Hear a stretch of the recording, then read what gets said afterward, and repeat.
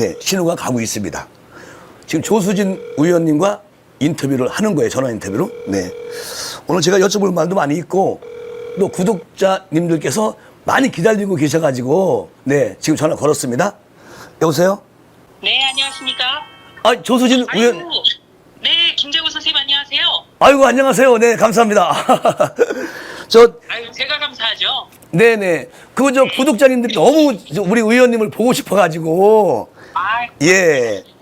아이고, 이렇게 허락해 주셔서 감사합니다. 아니, 저희가 당연히 제가 해드려야 되는데, 아, 네. 저희가 지금 국회원 상황 때문에 계속 비상이에요, 지금. 그렇죠. 네. 네, 지금 의원총회가 열렸다가, 네. 네, 잠시 쉬는 시간입니다, 사실은. 아이고, 다행이네. 제가, 아유, 다행입니다. 저 김재구 TV가 복 받은 것 같아요. 고맙습니다. 저 의원님, 네, 워낙 바쁘시죠? 이게 지금은 아직 적응기이기 때문에요. 네. 그렇죠. 이제 네. 적응해 나가야죠. 그렇죠, 그렇죠. 지금은 아침에 5시에 일어나서 보통 7시 30분부터 국회 일정이 시작이 되고 있습니다. 아이고, 예. 네. 아이고. 그래서 지금은 이제 밤까지 네. 지금은 이제 어떤 것을 하고 어떤 것은 좀 생략하고 이런 거를 조금 네. 가늠하는 그런 시간이랄까요? 네. 적응시입니다. 어쨌든 뭐 열심히 하시는 모습이 너무 아름답습니다. 아유, 고맙습니다. 그렇게 평가해 주시니까. 네. 근데 저희가 네. 아시다시피 네. 어떤 그렇죠. 것으로도 뭐 막을 방법이 없기 때문에 사실은 말과 글이 유일한 무기입니다. 맞습니다. 열심히 네. 하시는 거 모습 보면은 좀 대단하다 이런 생각을 합니다, 제가. 그래서 열심히 글도 쓰려고 하고 네. 노력은 하는데 아직 부족한 것이 많습니다. 제가. 아니요. 너무 잘하세요. 맞습니다. 네. 그리고요, 의원님. 네. 그 검찰청법 그 개정안 대표 발의하셨잖아요. 네. 네. 거기에 대해서 좀 말씀 좀 꼭 여쭙고 싶은데. 네. 네. 말씀하세요. 예. 검찰은 공익의 대표자거든요. 네네. 네. 그리고 우리가 다른 나라와 달리 국가기관이 어떤 그 억울한 일이라든지 잘못된 일을 국가가 해결합니다. 그렇죠. 그래서 그것을 국가가 어떤 공익의 목적으로 소송을 제기하기 때문에 공소라고 하거든요. 네. 네. 프랑스만 하더라도 개인이 하는 사소제도가 있습니다. 근데 우리는 국가가 어떤 피해 사실이라든지 아니면 범죄 혐의를 규명해달라. 이런 것 때문에 검찰이 직접 나서기 때문에 네. 공소. 네. 그러니까 공익적 목적으로 소송을 제기하는 거죠. 그런데 이런 공익의 대표자인 검찰이 그만큼 정치적 중립성이나 독립성 또 수사 공정성이 보장되는 것이 굉장히 중요합니다. 네.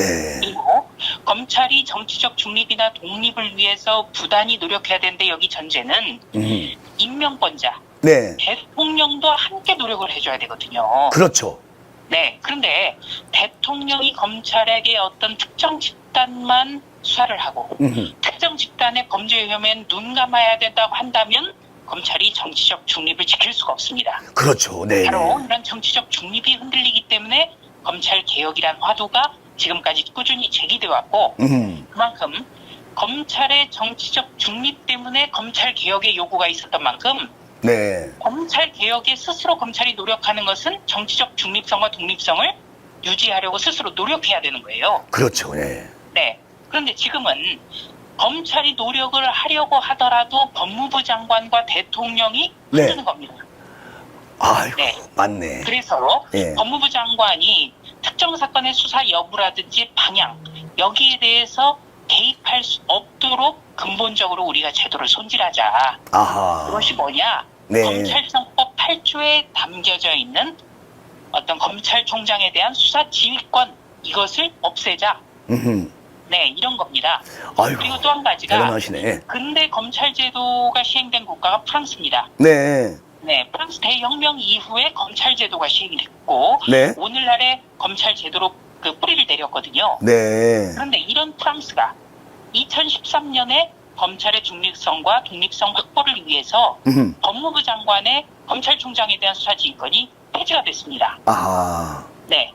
그렇다면 네. 어떤 검찰 제도의 산실인 국가에서도 이런 것을 폐지했다면 우리가 못할 이유가 없지 않습니까? 그렇죠. 네. 네. 네. 그리고 더더군다나 네. 지금 추미애 법무부 장관이 앞장서서 검찰의 정치적 중립성과 독립성을 흔들고 있어요.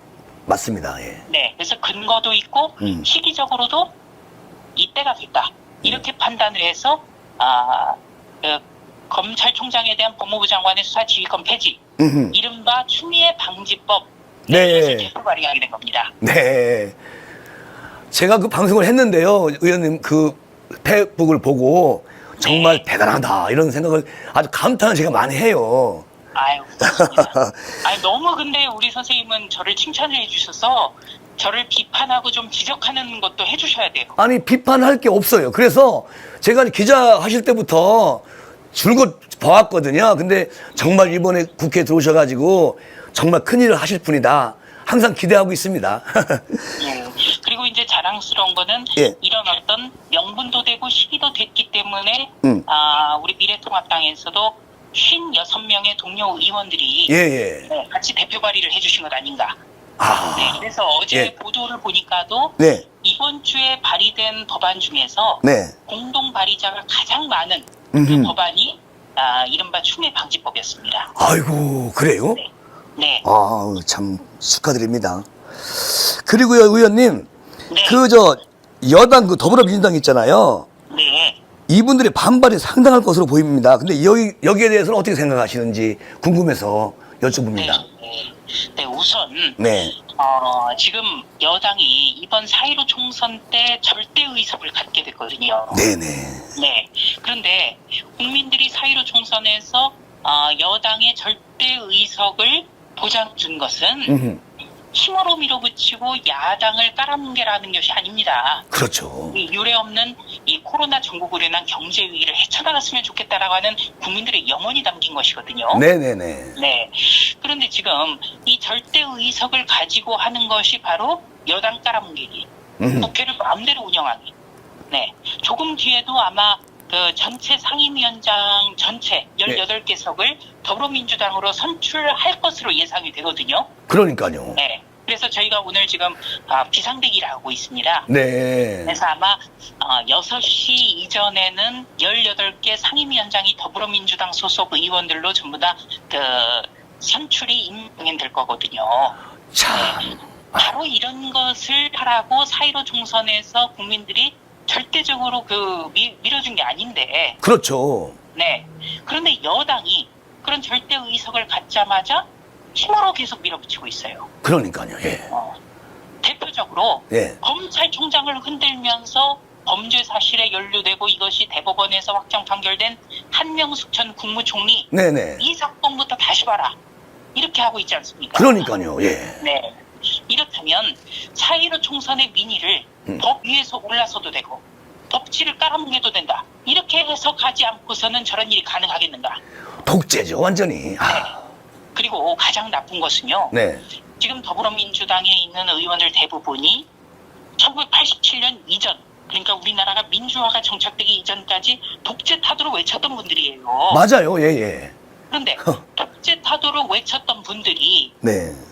1987년의 6월 항쟁 이후로 이미 30년 이상 뿌리내린 이 민주주의 국가에서 독재를 닮아가려고 하는 것. 이건 더 그러니까요. 나쁜 거죠. 네네. 네. 그래서 굉장히 그 참담함을 금할 수가 없습니다. 아이고. 네. 참 암담합니다. 예. 지금 네. 그 대통령이 조금 전에 네. 공수처, 어떻게 보면 공수처장 임명 밀어붙이라고 지시를 하지 않았습니까? 네네. 네. 공수처를 우리가 지금 우려하고 있는 것은 검찰과 건전하고 어떤 건강한 그 동반자관이라든지 어떻게 그 라이벌로서 경쟁하면 좋지만 그렇죠. 공수처법의 이곳저곳을 보면 헌법상의 근거 없는 위헌 요소가 너무나 많아요. 아하. 네. 그런데 대통령은 헌법의 수호자거든요. 그렇죠. 그리고 국회의원은 개별적으로 헌법기관인데 네네. 대통령과 여당의 의원들이 헌법상 근거도 없이 독립기관으로 규정된 공수처를 밀어붙인다? 말이 안 되죠. 이건 정말 참담한 거죠. 네네. 네. 그렇다면 일반 법률, 네. 한명숙 사건으로 일컬어지는 조국 사건으로 일컬어지는 일반 형법이나 형사소송법 위에 여당이 있고 대통령이 있고 네. 헌법 위에 여당과 대통령이 있는 겁니다. 그러면 안 되는 거잖아요. 이것이 과연 민주주의 국가인가? 그러니까 예. 네. 이 민주주의 민주주의라고 하는 것은 네. 국가 권력을 견제하는 아주 건전한 의회가 있어야 되고요. 그렇죠. 삼권 분립이 전제가 돼야 됩니다. 네, 오르신 말씀이에요. 예. 네. 그런데 한명숙 사건 같은 경우는 그 13명의 대법이 모두가 유죄라고 인정한 사건인데 그렇죠. 그 사법부의 판단도 믿지 않겠다. 예. 이거야말로 그러니까 입법부도 무시하고 사법부도 무시하고 오로지 대통령과 여당이 모든 것에 위에 있다. 이런 선언이기 때문에 네. 네. 정말 우리 국민들이 이런 참담한 현실을 좀 알아주셨으면 좋겠고요. 네네. 많이 힘도 부족하고 아무것도 할 수 없지만 말과 글로써라도 제가 국민 여러분께 호소를 드리려고 합니다.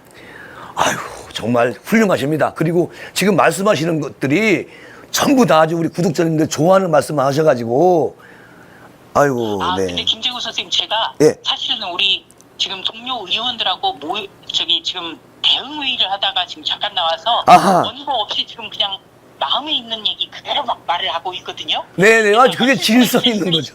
네네네. 그리고 의원님, 네. 포부 한 말씀만 좀 해주십시오. 네.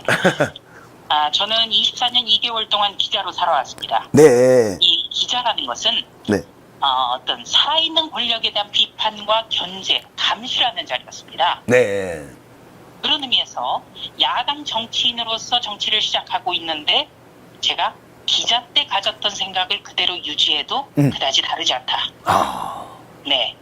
그래서 어떤 살아있는 권력을 견제하고 비판하는 일로 정치를 시작한다는 점. 네. 네. 할 수 있는 일도 많이 없고, 네. 때로는 좌절도 많이 할 것이고, 어떤 방법이 없어서 실망도 하고 낙담도 하겠지만, 네. 우리 김재우 선생님 같은 그런 지지해 주시는 분이 있기에, 아이고. 네. 네. 계속 용기를 내면서 네. 시정 활동에 임하도록 하겠습니다. 아이고, 정말 고맙습니다. 그리고요, 제가 한 말씀 꼭 부탁드리고 싶은 것은 조수진 의원 같은 분이 국회에 정말 꼭 이번에 들어오셨잖아요. 21대 국회에. 예. 큰일 해주시고요. 큰일 저지르십시오. 아주 크게. 네. 네. 하여튼 힘내겠습니다. 네, 고맙습니다. 의원님. 네. 고맙습니다. 네, 감사합니다. 네. 네. 예.